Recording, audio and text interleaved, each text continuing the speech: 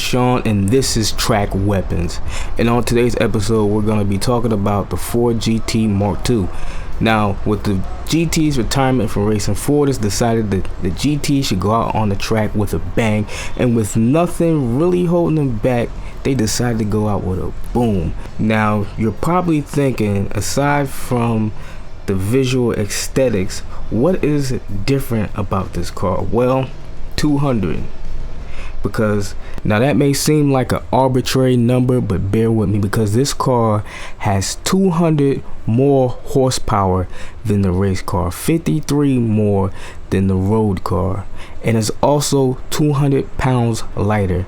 Now Ford achieves that by gutting the interior and getting rid of the air suspension, replacing it with a 5-way dampener with a fixed ride height. Gone is the active wing. Ford says this new wing makes more downforce than the racing version. The front bumper is also changed, and the rear diffuser looks like your mom's vacuum cleaner. Yeah, this diffuser is really aggressive. It's actually one of the most aggressive diffusers I've ever seen. It's really giving the Valkyrie a run for its money in the crazy diffuser department, but that's neither here nor there. The Mark II also uses the same carbon ceramic brakes as the road version, and it comes equipped with Michelin Pilot Sports Cup GTs racing slicks, so this car is gonna stick to the tarmac. And the exterior isn't the only thing that changed on this car. Gone are the creature comforts, if you really want to call it that. This car has been stripped down, replaced with a Formula One style steering wheel and a single Spicaro racing bucket with 6-point harnesses and an optional passenger seat. So that might be the most common feature about these track focused cars. There's also a display that shows Maltech data acquisitions and the rear view camera, because you will not be seeing out the back of this thing. Now Ford only plans to make 45 of these cars, and with a starting price of $1.2 million, this car costs 2 times as much as the road version. Now you're probably wondering, what's the point of spending that much money on a track focused car like this? Well, I really don't know. That's well above my tax bracket. I don't know.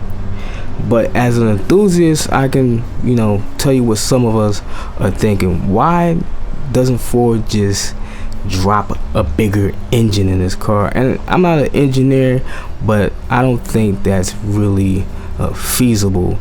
One, the fine butchers is make this engine bay very narrow. I doubt Ford could add anything extra to this car's engine to give it more power and more speed. So Ford is basically working with what they got, but I don't see this as the end for the Ford GT. I see a Mark III coming sooner rather than later, and to me, I don't think that car is going to be a track car.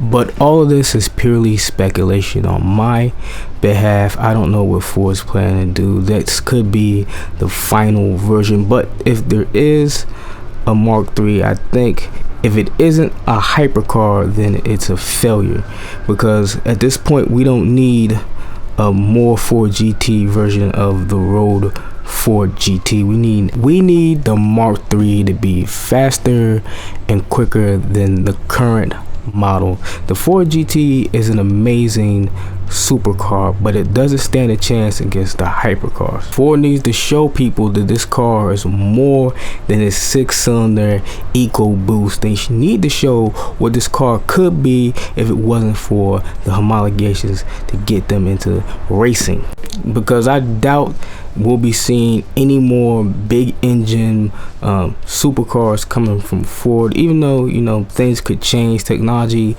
always gets better, but the naturally aspirated big engine is gonna be a thing of the past. Next Ford GT, for all we know, could be electric. We don't know. But with that said, tell me how you guys feel about this new era of track cars, and every major auto company coming out with a track version of their best cars. Tell me, are you looking forward to that trend continuing? Do you want to see it end right here and right now? And you know, likes are always appreciated. If you guys like the videos or whatever, it helps the channel out a lot. If you want to subscribe to the channel, yeah, it's much appreciated by me. It also helps me take this channel to a whole nother level when I've been working real hard. I'm in this room burning up, and yeah, I just bought a car, and more information on that's gonna come soon. I gotta, you know, get the plates and all that stuff before I can actually drive it. So yeah, look forward to that. And with that said, I like to bring this video to a close. So if you like the video, like the video. If you dislike the video, dislike the video. If you want to see what I got planned next, come see what I got planned next. I got a lot in store for this channel, and I really want you to be there with me. With that said, I'll catch you next time.